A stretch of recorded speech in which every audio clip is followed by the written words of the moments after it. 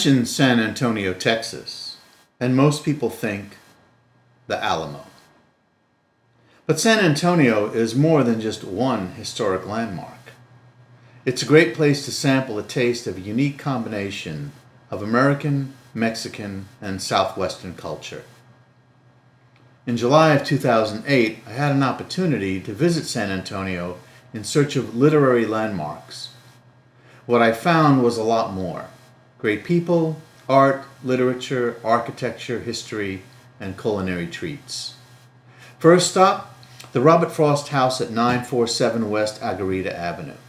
Next, Frost's house at 113 Norwood Court, and our last stop, the O. Henry House, now located at the corner of Laredo and Dolorosa.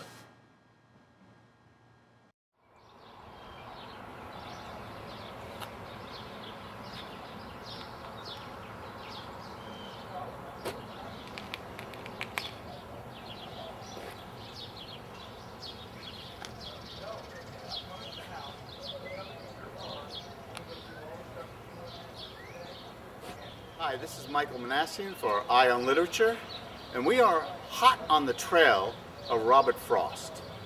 Robert Frost spent the winter of 1936-1937 here in San Antonio, Texas. He was looking for a break from the heat and the humidity of Key West, Florida, and his daughter was living in Mexico, and so we came to San Antonio. Unfortunately for Frost, and unfortunately for San Antonio, it was one of the harshest winters in a long time, and Frost was not happy with the cold weather and the icy conditions that he had to put up with in San Antonio, and so he only spent the one winter here. He lived part of the time in this house at 947 Agarita, and part-time in another house on Norwood Avenue in San Antonio. So we're going to stop here and take a ride over to the Norwood Avenue house and take a look at that. This house, by the way, has absolutely nothing to do with Frost anymore or the Frost family. Someone else lives here, and the house is not open to tours, and I don't think they want people knocking on that door. So if you're watching this, don't try this on your own. For Eye on Literature, this is Michael Manassian. See you later.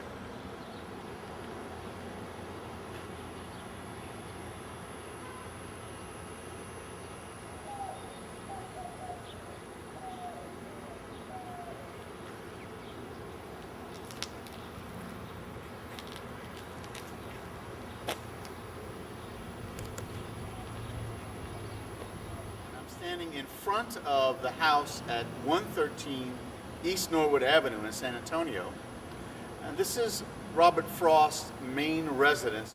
He stayed in this house and the house in Agarita Street to be closer to his daughter, who was living in Mexico at the time. But because of the fickle nature of weather, Frost was not happy during his time in San Antonio, and he wrote to another friend, a writer, who was back in New England, saying that in San Antonio we've had 5 straight days of ice, and I am tired of the weather here. That's one reason why he didn't come back to stay in San Antonio, but returned to spend his winters in Key West, Florida. Hi, this is Professor Michael Manassian for Eye on Literature in San Antonio, Texas, and I'm standing in front of the O. Henry House. This house was originally on Presa Street in San Antonio, but was moved to its present location in 1960 on the corner of Laredo and Dolorosa. O. Henry lived in this house 1895 to 1896 before he moved to Austin, Texas, where he lived for several years, and also O. Henry, as I'm sure you know, spent time in a Texas prison as part of a bank embezzlement scandal, which he may or may not have been involved in. This house is typical of its period, and it probably was originally a stucco face.